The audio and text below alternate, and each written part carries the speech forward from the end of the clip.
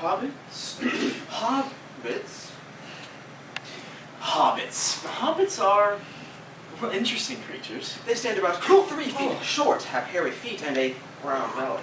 But if there's only 2 things you need to know about hobbits, it would be these.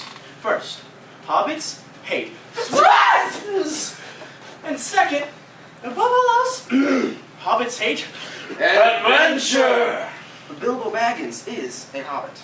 Bilbo Baggins had lived in the Shire all his life. That is, until Gandalf arrived unexpectedly with a troop of 12 Beefy, blimp, vegetable, distended, Elephantine, hefty, husky, jelly belly, plump, roly-poly, rotten, and stout dwarves. They embarked on an adventure. that took them into the heart of a mountain, which is where we join Bilbo now, as he is separated from his party. Will Bilbo ever escape the heart of the mountain alive? To do so, he must defeat A creature in the mountain. at a contest of Riddles in the Dark, The Hobbit, by J.R.R. Tolkien. Quite suddenly, Bilbo was grabbed from behind in the darkness. He shouted and fell into the blackness, bumped his head on a hard rock, and remembered nothing more. Very slowly, he got up and groped about on all fours, till suddenly his hand met with a small, cool ring of metal lying on the floor of the tunnel. It was a turning point in his career, but he did not know it. He put the ring in his pocket almost without thinking. Certainly did not seem of any particular use at the moment. In slapping his pockets and feeling all around himself for matches, his hand came on the hilt of his little sword, a little dagger he had got from the trolls and that he had quite forgotten. Now he drew it out, shone pale and dim before his eyes. So, it is an elvish blade too, and goblins are not very far, and yet not far enough. But somehow he was comforted. It was rather splendid to be wearing a blade made for the Goblin Wars, in which so many songs had been sung. He had also noticed that such weapons made a great impression upon all of the goblins. Go back. No good at all. Go sideways. Oh, impossible. Go forward. Only thing to do. On we go. So up he got, and trotted along with his little sword held in front of him, and one hand feeling the wall, in his heart all of a patter and a pitter. Suddenly, without any warning, he trotted into water. It was icy cold that drew him up sharp and short. The sword was hardly shining at all. He stopped and could hear, when he listened, hard drops, drip, drip, dripping from an unseen roof into the water below. So, it is a pool or lake and not an underground river. Still, he did not dare wade out into the darkness, for there are strange things living in pools and lakes in the hearts of mountains. Fishes whose fathers swam in and never swam out again, while their eyes grew bigger and bigger from trying to see in the darkness. Deep down here by the dark water lived the old goblin, a small, slimy creature, dark as darkness itself, except for 2 big, round, pale eyes in his thin face. Gollum lived on a slimy island of rock in the middle of the lake. He was watching Bilbo now, wondering quite a lot about him, for he could see that he was no goblin at all. Suddenly, up came Gollum and whispered in haste, Bless us! Splash us, my precious! I guess this is a choice feast. At least a tasty morsel that you've made for us. Who are you? What is he, my precious? Well, I'm Mr. Bilbo Baggins. I've lost the dwarf and I've lost the wizard and I don't know where I'm and I don't care to know so long as I can get out. Oh, what has he got in his hands? A sword. A blade made in Gondolin. Perhaps he sits here and chats with the bits, my precious. It likes riddles. Perhaps it has. Does it? Oh, Yes, it must have a competition with us, my precious. If Precious asks it, and it doesn't answer, then we get it, my precious. If it asks us, and we doesn't answer, then we does what it wants, eh? We should the way out. Yes. a box without hinges, key or lid, get inside a golden treasure is hid. Well, what is it? The answer's not a kettle boiling over as you seem to think it from the noise you're making. Give us a chance. Just give us a chance, precious. Well, what about your answer? Exes. Exes it is. Alive without breath, as cold as death. Never thirsty, but ever drinking. All the man, but never clinking. It was a poser for poor Bilbo, who had never had anything to do with water he'd help it. I imagine you know the answer, of course, or can guess it, since you were sitting comfortably and had not the danger of being eaten to disturb your thinking. Is it nice, my precious? Is it juicy? Is it sumptuously crunchable? Half a moment! I gave you a good long chance just now. It must make haste. Haste? Fish! Fish! It's fish!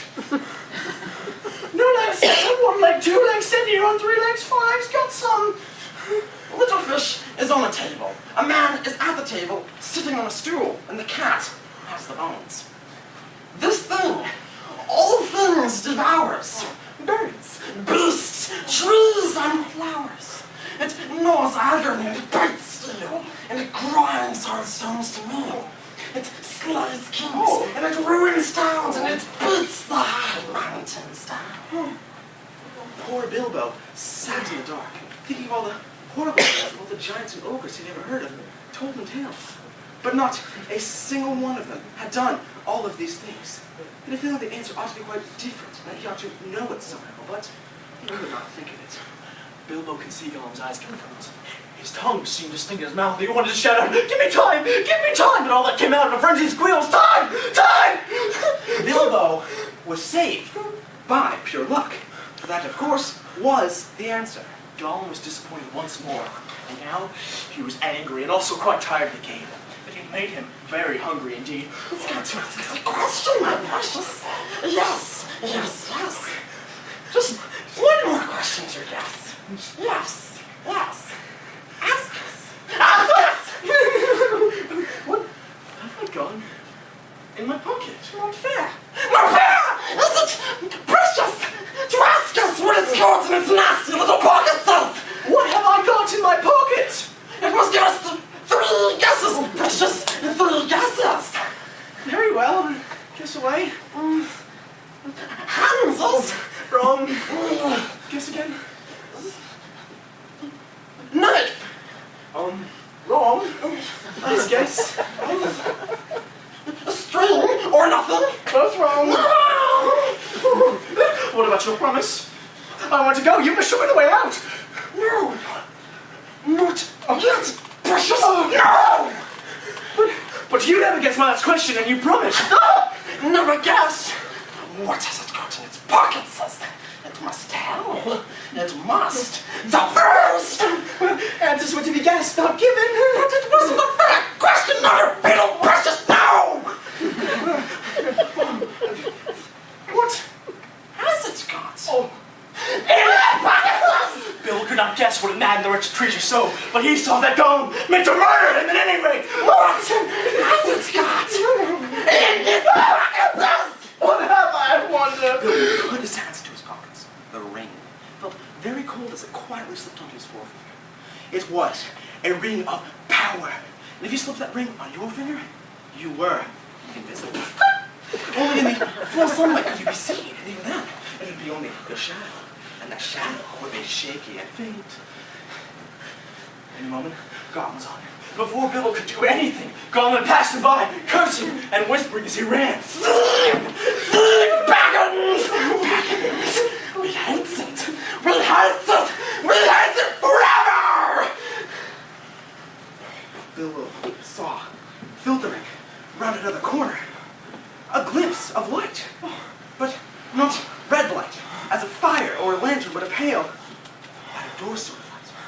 Then Bilbo began to run, scuttling as fast as his legs would carry him. He ran to the corner and came suddenly to an open space where the light under all that time in the dark seemed dazzlingly bright. Really? There was only a leak of sunshine through a doorway where a great door, a stone door, was left standing open.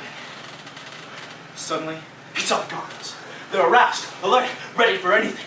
They saw him sooner than he saw them, whether it was an accident or a last trick of the ring before it took a master. It was not at his finger.